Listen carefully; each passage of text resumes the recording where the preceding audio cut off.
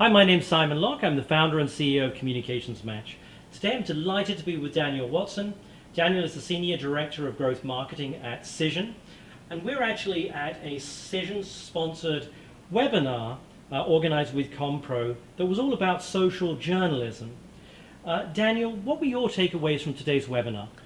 I think my biggest takeaway, Simon, grounded in the study that we released and a lot of the topics and discussions from the leaders at Burson, at Bloomberg, and at Flatiron Communications is that even though there have been dynamic changes in the industry driven by social, the changes that are being forced on communicators to engage with journalists and the consumption of both information and sources from there, traditional PR tactics are just as important. And I think the conversations and the dialogue and the tips that came out of today's webinar really do align with that, and that the personal relationships, the engagement, and traditional earned media serve to reinforce everything that's happening with social, and isn't nearly as dramatic a trend as a lot of industry publications, industry leaders, and folks would have you believe that social is the death of PR. My next question would simply be, how does social work at CISION? Social's at the heart of everything that we do.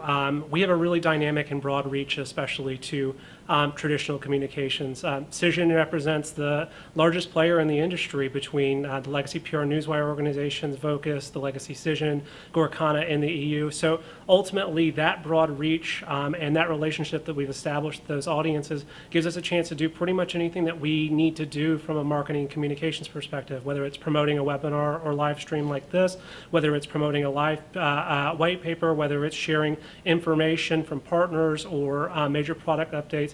Ultimately, it's probably the first place that people look for the news for us, and we're making sure that that's there. And in addition, even, for example, our fantastic social team is, if we have an issue with a live stream, though we didn't this time, they're usually the first line of the defense for us, making sure that our customers stay satisfied. So there's nothing we don't utilize social for, and if anything, I'm always looking for that next possible way to engage with the audience via our channels.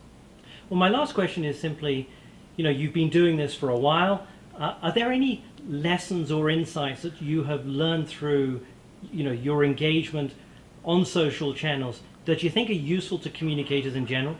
I think that understanding how different, especially when communicating with executives, how different the communication is. And we have a really interesting audience. We have communications professionals who not only use social personally every single day, they do it for brands. So we have to be even more polished than anyone else. So we put a lot of thought into it. We put a lot of thought into the voice that we want to come across with, and we ultimately do that. So if the one thing I would say is, make sure if you've got a social team you trust, you're briefing them on how you want to bring to market in there, and not just taking what you're taking out of your web channel, your digital channel, your press release channel, and saying, hey, I'm sending you this, please just post it as is and use your best judgment. They should be at the forefront of your planning and execution. Daniel, thanks very much indeed. Thank you so much, Simon.